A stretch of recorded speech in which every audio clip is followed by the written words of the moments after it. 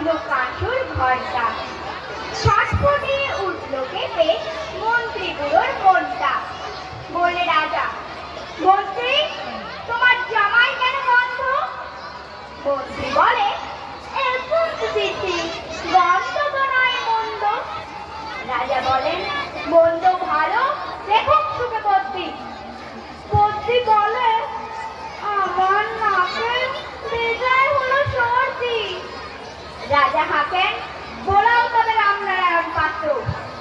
পাত্র বলে, নষ্টি দিনা এক্ষুনি এই মাত্র নষ্টি দিয়ে বন্ধুকে না বন্ধ কোথায় ঢুকবে? রাজা বলেন, কোটাল তবে এগিয়ে এসো শুনবে। কোটাল বলে, পান খেয়েছি মশলাদারে করবো, গন্ধদারে মুন্ডু আমার একেবারে ভরপুর। রাজা বলেন, আসুক তবে সেই পালোয়ান ঝিমঝি।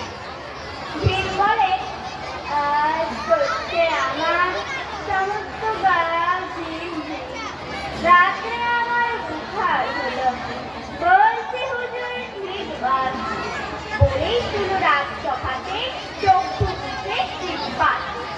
রাজা সাদা চন্দ্রকে তাই করে চেষ্টা। বললে রাজা, তুমি না হয় করো না ভাই চেষ্টা। চন্দ্র বলে, মারতে চাও তো টাকাও না গো জল্লাদ, গন্ধ শুনে মারতে হবে এবার কি আল্লাহ। লোক হাজির বৃদ্ধ নারী, বয়স ছিটার লোক বলি।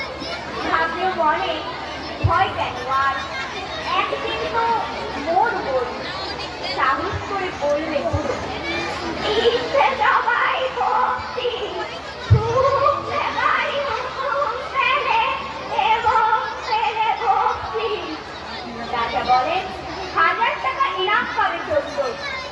তাই না শুনে উৎসাহিতে উঠল পুরো পদ্ম। জামার পরে নাম থেকে টুকরো কত বন্ধু, রইল অটল দেখল লোকে বিস্ময়ে বাক বন্ধ। রাজ্যে হলো জয় জয়কার, বাজলো কাঁসুর ধক্কা। বাপরে তেজ বুড়োর হারে পায় না সে ধাক্কা। নমস্কার।